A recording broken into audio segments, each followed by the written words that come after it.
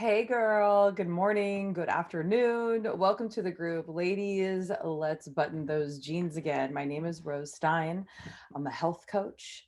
I am the creator of this group and I support women who are done with dieting. They know that now is the time to take care of themselves.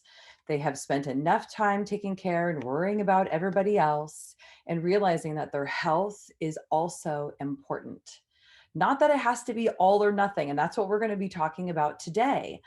Girls, there is a belief system, and that's what I call BS, right? So you don't want to be letting this kind of BS get in your way. And the beliefs that tend to get in our way, especially those of us that are caretakers, those of us who have struggled with our weight, those of us who find that our emotional stability for the day is somehow found in the number on a scale, those of us who find ourselves wanting to follow a diet and then not doing it and then promising we're going to do it the next day. We're going on and off diets, constantly just trying to feel better. Maybe our health has been affected. Maybe our waistline has been affected. Maybe both. Maybe we're struggling with mental and emotional obsession around that stuff. It can be a lot.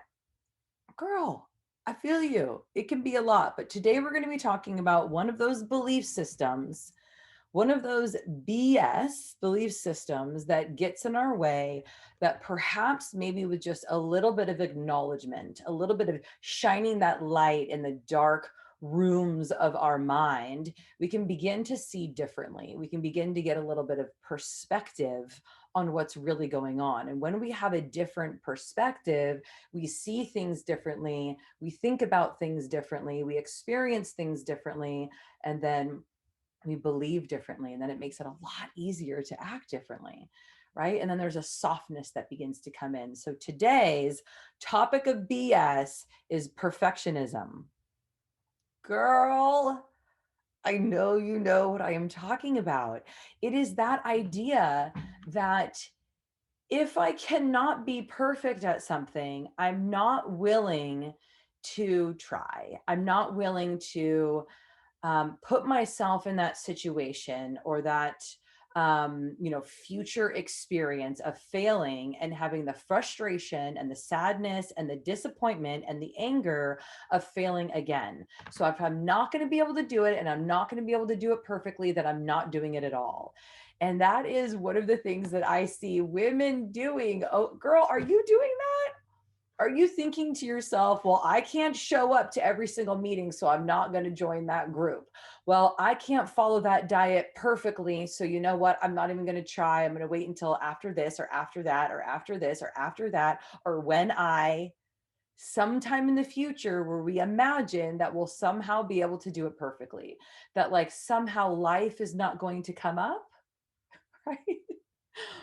Life always happens when we're busy making other plans.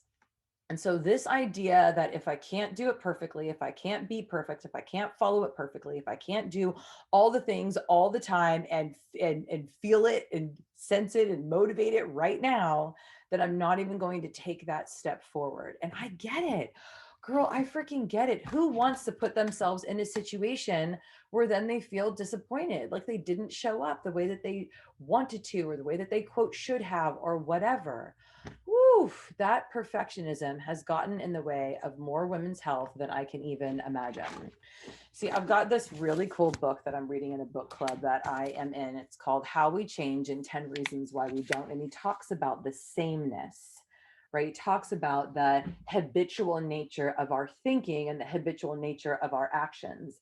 Now, if you found yourself in that habit loop, where it's like, oh my goodness, like I'm still on the dieting roller coaster. I'm still not satisfied with my body. I still am frustrated with food. I still am doing this thing over and over again. There's a sameness to that. There's a familiarity and a comfortableness in it. And I get that it's not comfortable, but on some level it must be working for you. Otherwise, you'd stop doing it, right? So he talks about that. He says, now think about a goal that you failed to reach, right? And obviously, here we're talking about our health, we're talking about our weight, we're talking about the way in which we self care and nurture for ourselves.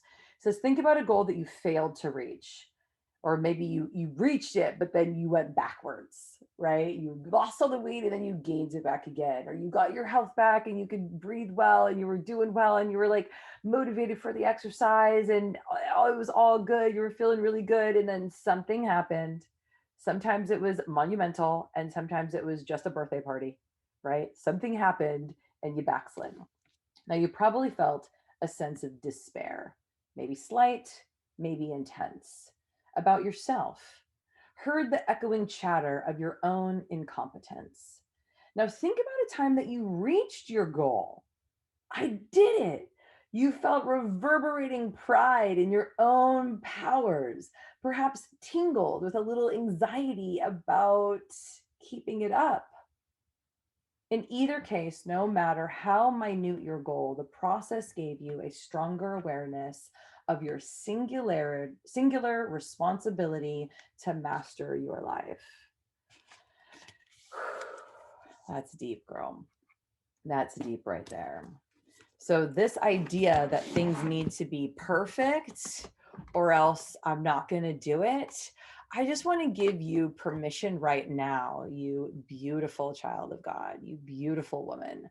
I want to give you permission right now to say that you have permission to be human, that it is totally okay for you to strive towards something, to ask for support and help, to stumble along the way and yet keep going. It's okay to not beat yourself up anymore. It's okay to not shame or blame yourself around what you ate or what you didn't eat or what you're doing or what you're not doing. It's okay to speak your truth because your voice matters. All right, ladies, that is the healthy tip for the day. Our healthy lesson is about putting away that perfectionism, about putting away that procrastination. And that perfectionism and procrastination really can go hand in hand with each other, because it's like, it's the fear and the anxiety, the fear and the anxiety. It's like, oh my goodness, I'm going to put it off because I don't want to feel bad because I can't do it perfect. Well, you know what? All of those P words are just a bunch of poof, poof, poof, poof. And we're going to replace that with permission. Permission to be exactly who you are, to start exactly where you're at, and to get the loving support that you deserve. All right. I love you so much. I will see you soon. Have a great day.